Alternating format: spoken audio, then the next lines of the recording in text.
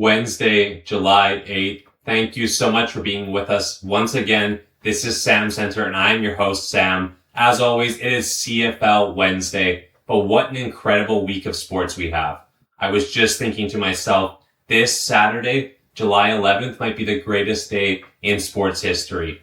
We have two quarterfinal World Cup games between England, Norway, and then the second one, the GOAT, Lionel Messi, and Argentina will take on Switzerland. So that's huge. We have probably the biggest game of the CFL slate in Calgary versus Montreal. And then the best UFC card, or at least the most hyped UFC card we've seen in a long, long time. It's deep from top to bottom. We have Olympic gold medalists. We have former UFC champions, rematches on the card, and then the return of the greatest UFC fighter, or at least the most entertaining UFC fighter of all time in Conor McGregor, rematching Max Holloway in your main event. We're going to break all of that down a little bit on today's show, a lot on Friday's show. But first things first, let's run the intro. Hey everyone, Milt Stiegel here. Make sure you check out SamCentre. He's doing some of the best sports analysts out there, baby. Check him out.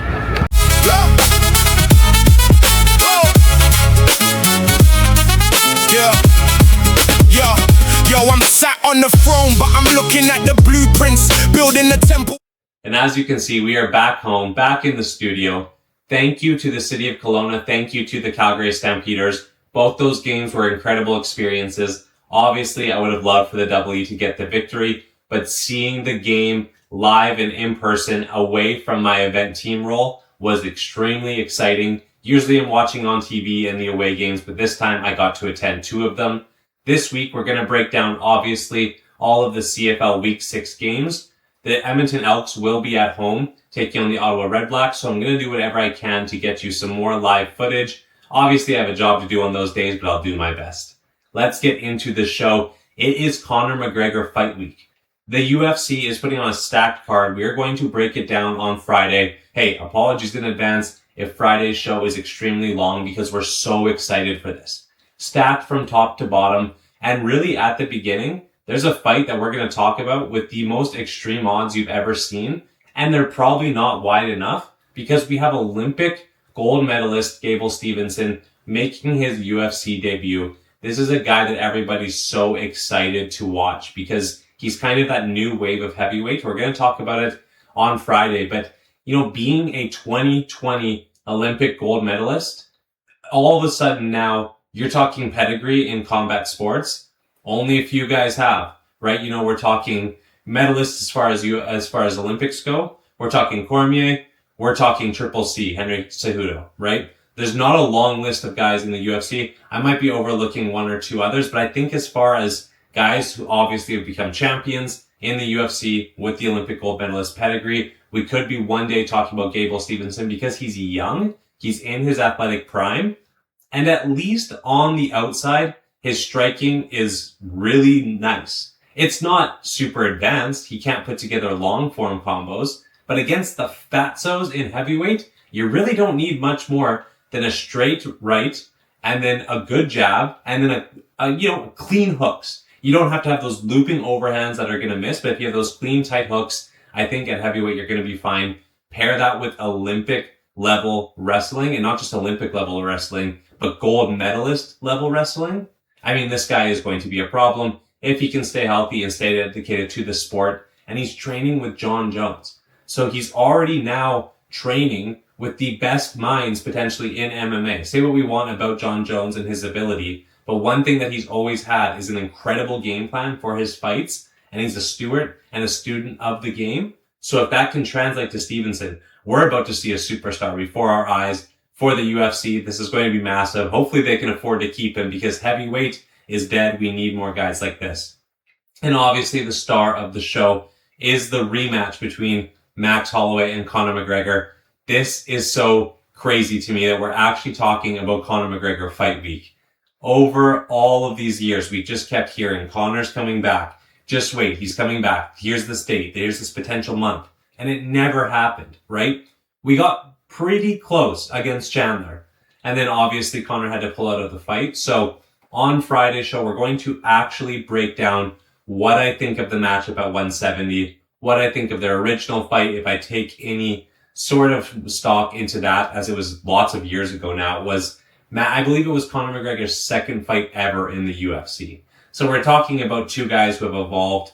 Obviously, there's been a lot of abuse on the body of Conor McGregor as far as combat sports mileage, and then drugs and alcohol and partying and that lifestyle. He seems to have bounced back from it. But in order to make his return this late in the game against a well-respected champion, former champion, or at least title contender, in Max Holloway, a guy who has shown us he's capable of winning fights against the very best, I think we're going to be, who knows what level of McGregor we see, but when his walkout music plays, when Conor McGregor gets on that microphone in the press conference, I don't care about any of this. I'm ready to see the return of the Mac. Listen, when guys like him come into this sport, they're so incredibly rare. That's why so many people are fans of him, and he can captivate a wide audience. This is a fight card. You can get your friends together and say, hey, Conor McGregor's coming back. Let's watch this, right? So put it on, but the entire fight card, top to bottom, full of bangers. We're going to talk about on Friday, breakdown in full. Let's move on to the World Cup, and is it rigged? Hey, I don't want to be that guy. I like to think, for the most part, you can't necessarily rig the outcome of sports unless you do something like they did in FIFA, right? The American player got a red card, and it was a blatant red card, and then by rule, he needs to sit out the next match. Those are the rules. It's just clear and simple. There's literally, it's a written rule. I'm sure it's happened to multiple other players over the years. But when we mentioned two of the other host nations had already gone down, the US was the last chance in order to keep the host nations in there. And what I think is honestly a fact that might be getting overlooked in all of this, because I'll break it down what happened. So Donald Trump makes the call to the president of FIFA and says, hey, listen, we need this guy playing. He's one of our stars. It's a host game in America. You're not going to keep him out. I don't care what you have to say. The president goes, you're absolutely right, sir. Wire me $50 million and then I'll let him play. So that's exactly what happened. Again, this is all alleged. I don't know for sure. Donald Trump wires $50 million of US taxpayer money in order to get the red card decision reversed. FIFA announces today, just hours before the match, that the player the day before, just hours before the match, that the player is eligible to play. And all of a sudden, all's good in the world. And everybody's sitting to themselves thinking, how is this allowed? And obviously, super happy and super proud of the Belgium team for going in there and beating the United States. Eliminating all the noise, and eliminating them in a fashion that you cannot leave any doubt as to the result. 4-1 in full time. There's no doubt about who the more dominant and better team was. So controversy over, game not rigged. As much as all of that in the background happened, you lost, you're out. And for FIFA, the reason I think they made this decision, I don't really think they got paid. I'll be honest. Maybe there was some promise of something in the future, but I think more likely Americans are not going to watch this anymore if the US isn't in the World Cup. I mean, let's just be completely real. I would think ratings in Canada have gone down significantly. In Mexico, probably the least out of the three, but probably significantly. And in the US, they're going to go down the most by far. There's no way that anyone's going to want to continue to watch this game and this product in the United States, because from the beginning, it was clear they weren't real soccer fans. If you listen to the pro-American crowd in these games, they don't have the passion that these other countries have. There's deep-rooted traditions in something like English fan or something like Norwegian fans doing their row, doing their chants. Just the amount of noise and buzz that they generate in the game, even the Canadian teams, the Mexican teams, when they played, you felt a difference in the crowd buzz and energy, where Americans, every once in a while they chant USA or something like that, but they didn't really care. They were there to support their American teams, and once the US is done, I guarantee you the ratings will fall, and FIFA knows that. So the decision was made, get a bunch of ratings for this game, hope you can give the US any sort of advantage, and they still got blown out. This is a win for everybody. Problem solved, right? Okay, FIFA, you're maybe forgiven. Until we just saw the game that Argentina played against Egypt.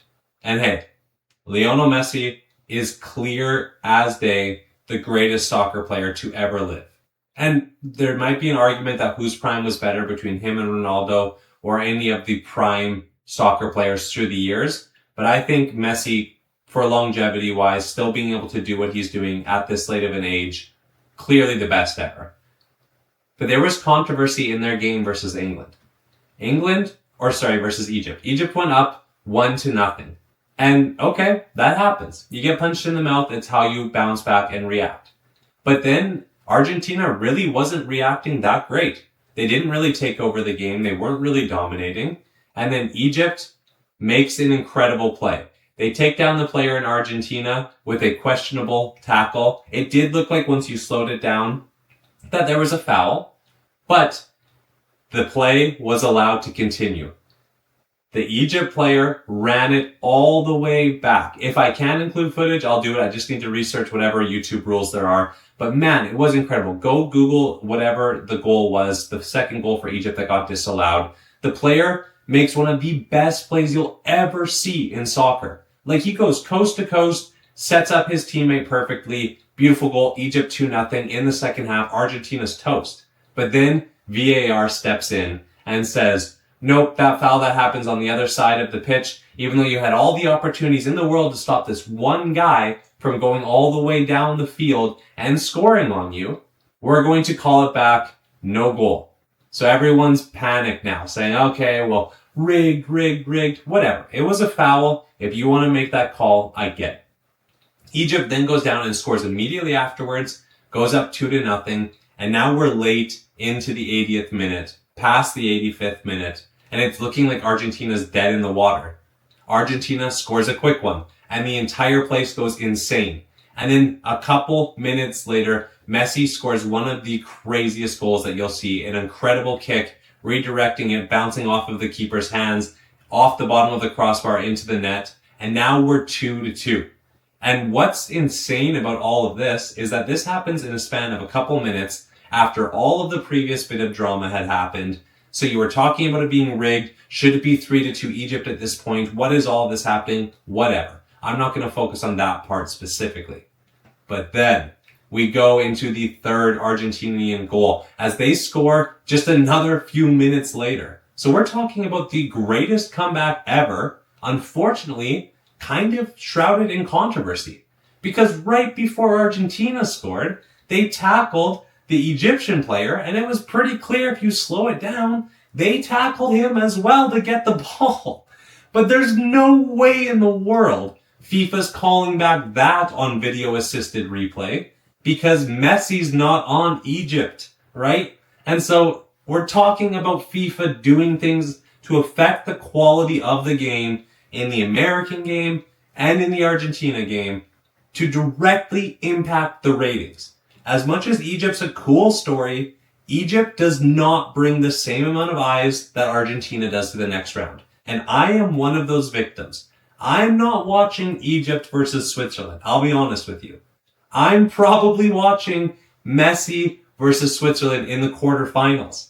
And so that's going to be the case for a lot of people, a lot of watch parties, a lot more revenue.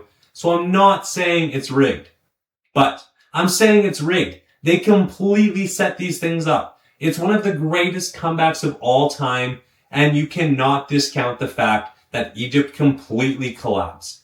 We're talking about Tom Brady tweeting out, I guess 23 or 28-3 doesn't seem so impressive now, right? And we're talking about when Tom Brady and the New England Patriots came back against the Atlanta Falcons in the Super Bowl after being down 28-3 after halftime even. Everyone thought that game was over. We don't need to talk about that because that hurt watching live.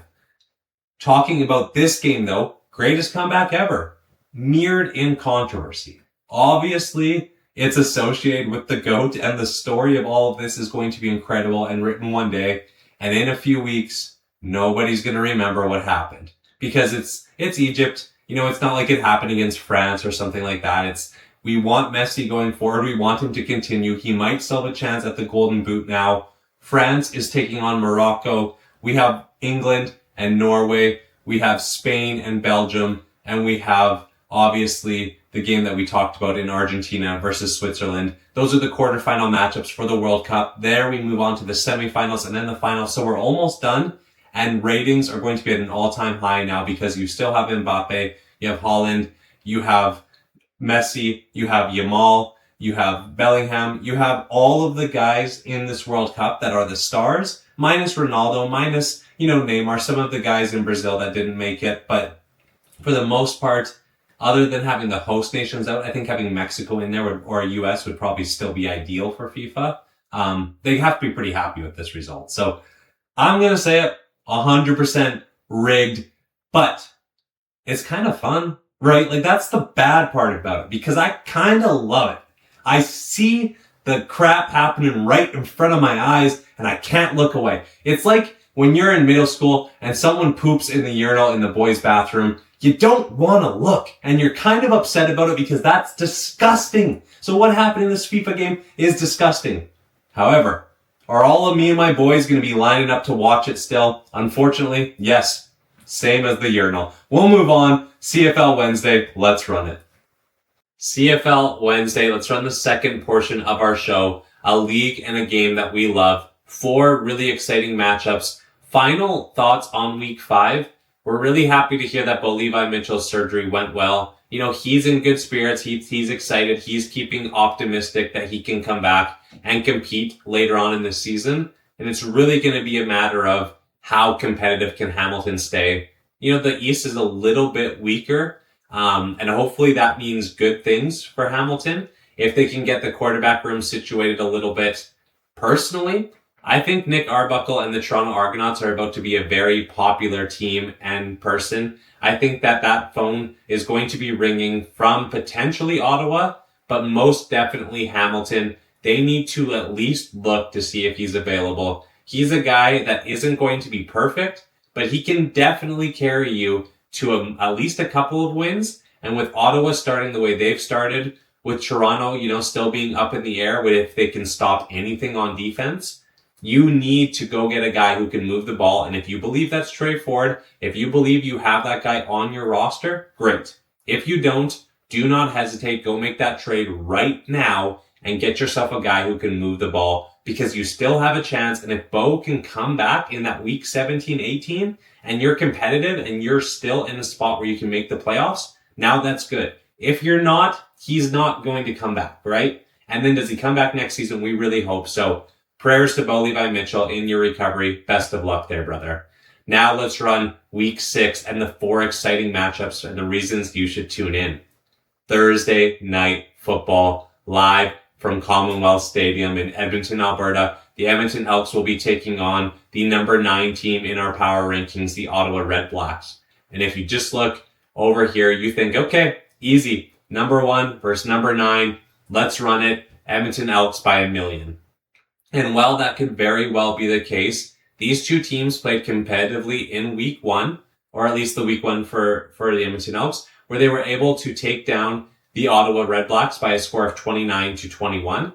But now you're looking at a team in Edmonton who is coming off of a loss against BC in Kelowna, and a team in Ottawa who's coming off of 4 consecutive losses to open up their season. A very competitive loss in their most recent game, but still not a win. So now you're looking at every single week in the CFL matters. Every game counts as a 1 or a 0 in your win column, and they all matter the exact same at the end of the year.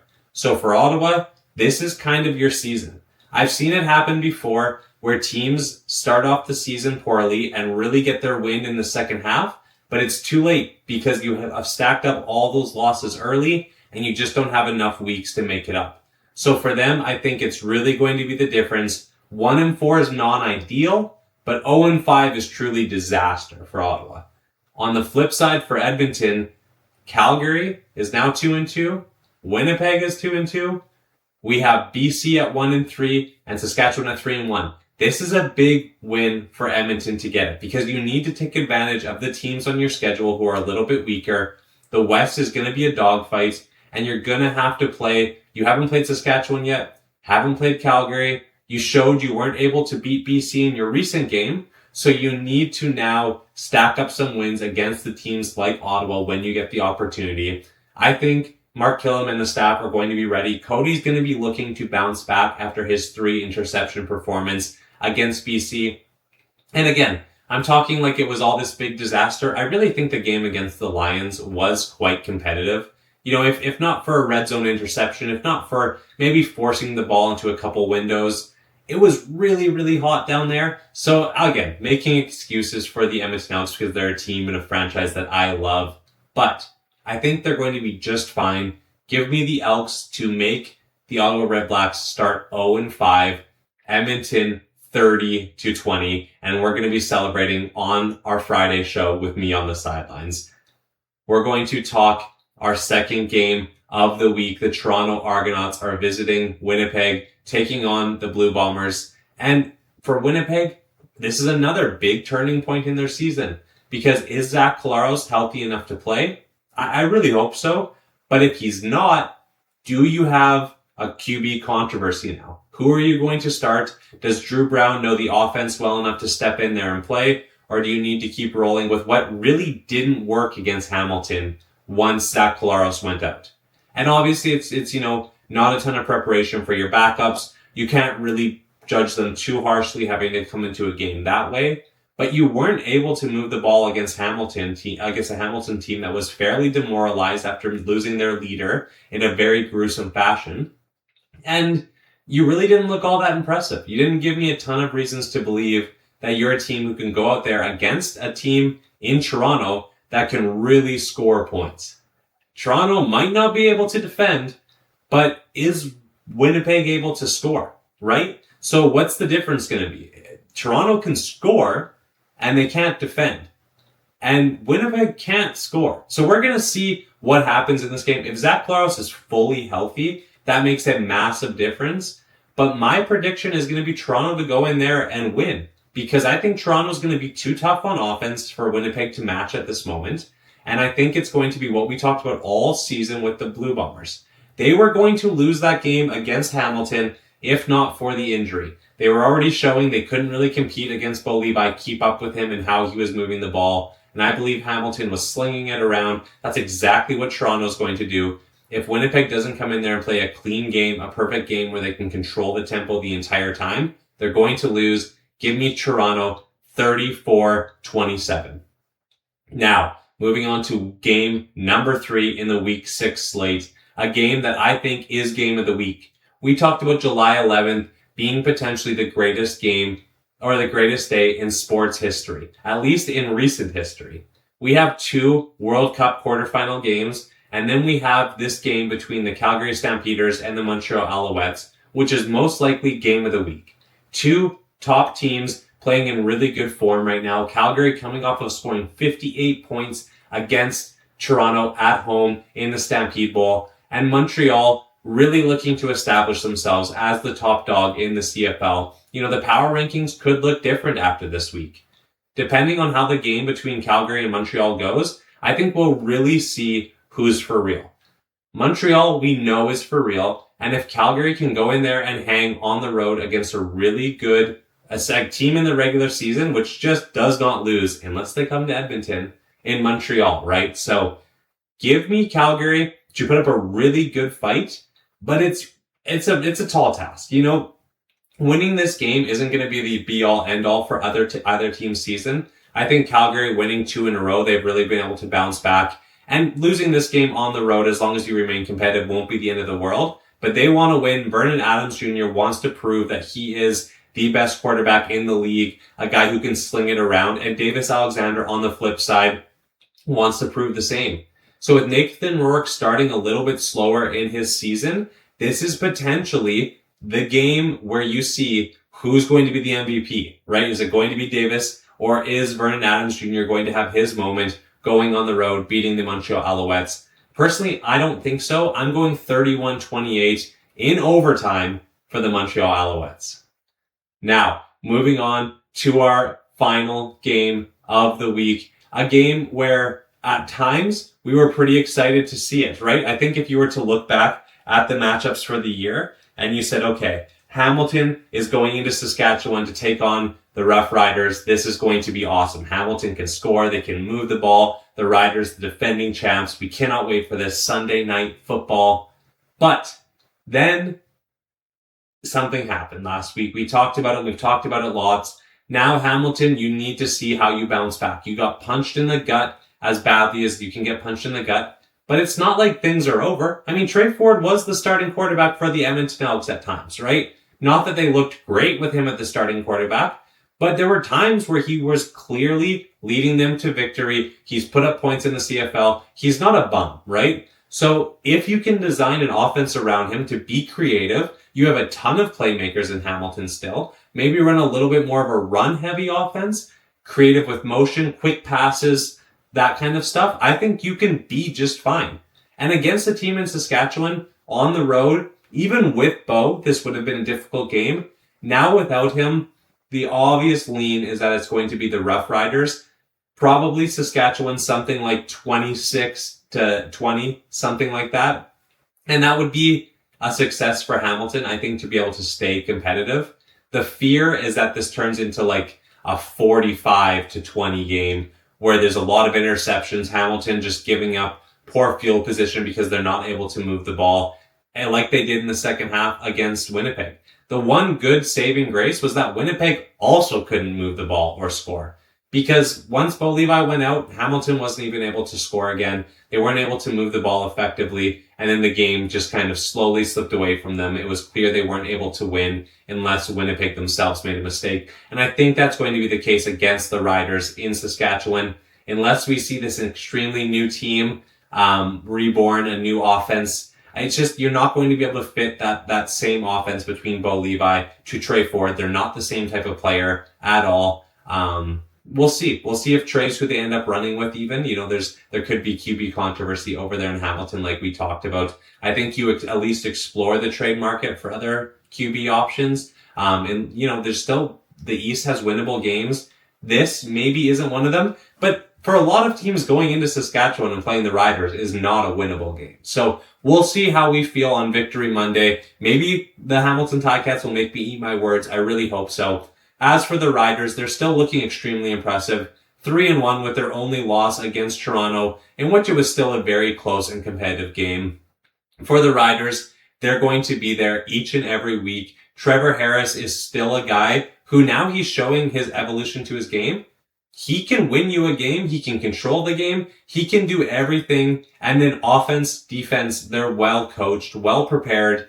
The Riders are going to win this game more than likely. I think that would be our most confident call of the week. And so those are our official predictions. But now let's talk power rankings, because I still have the Edmonton Elks as number 1. And that is because I think losing a game on the road in Kelowna against BC, when BC is a team that we talked about being, you know, up there as Grey Cup contenders. They lost a bunch of games to start the year, but they had key injuries. Now they're getting healthier. They're starting to settle in with each other. Winning in Kelowna, this was essentially their season for BC, right? You cannot start 0-4. They needed that game.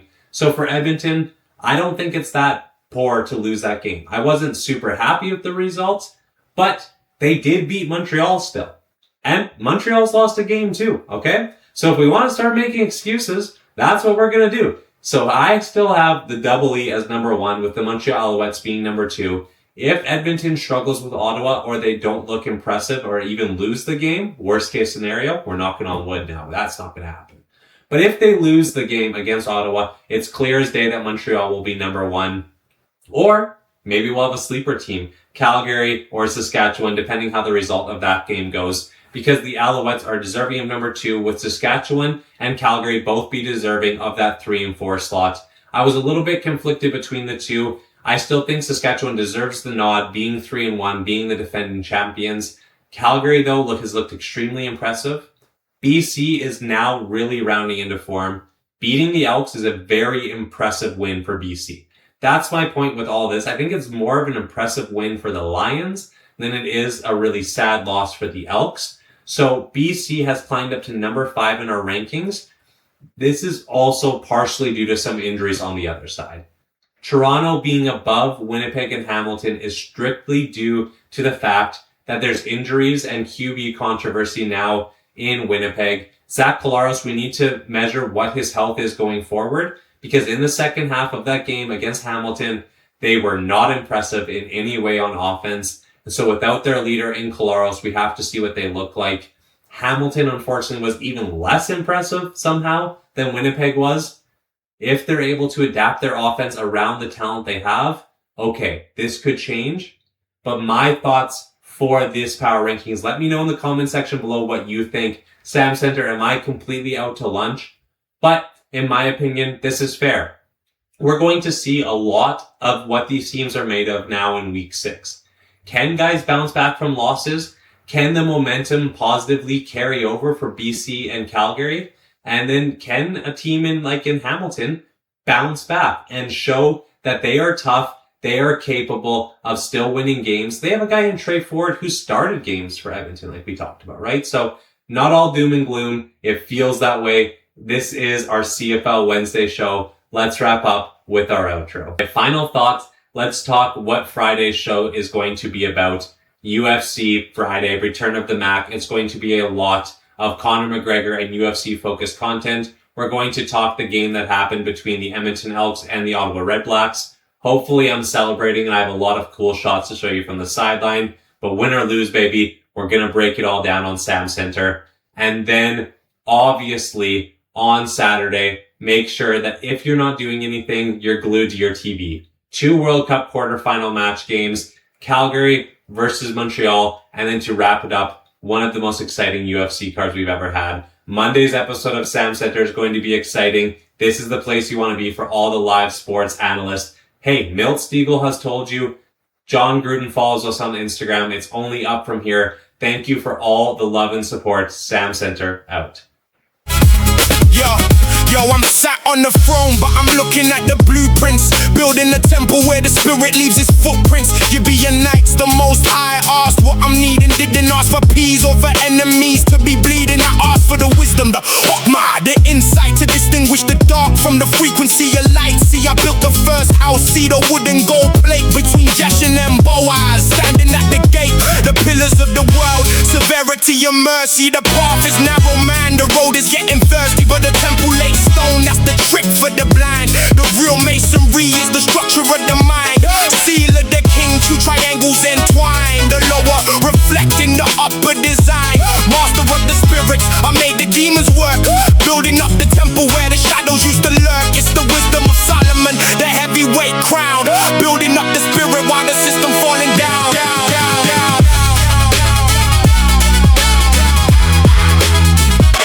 Building up the Yeah, they say I had the ring, the brass and the iron, commanding the glacier, the wolf and the lion. See, the demons are just facets of the ego and the greed. I harness the shadows to plant the holy seed. You gotta kill the beast, you gotta make it move the blocks. Put the vices in the furnace, turning keys inside the lock. 72 spirits, yeah, I kept them in the vessel. Every conscious man has a demon he must wrestle. If you don't control the lower, then the lower controls you. That's how the temple falls and the spirit gets through. I saw the vanity, the chasing of the wind, but the wisdom is the treasure underneath the skin. I sat with the queen, yeah, Sheba brought the riddle, trying to find a center, not the sides or the middles. She saw the cupbearer, the order of the table. Realize the history is more than just a fable. It's the key of Solomon, the magic in the map, finding your geometry on the righteous path. From the quarry to the corner, I'm the stone they rejected. To the master workman saw the spirit was perfected. Modern day Solomon and building in ends, turning all the haters and the demons into friends. The temple is complete when the heart is in tune. From the rising of the sun to the setting of the moon. Vanity of vanities, all is vanity unless you know the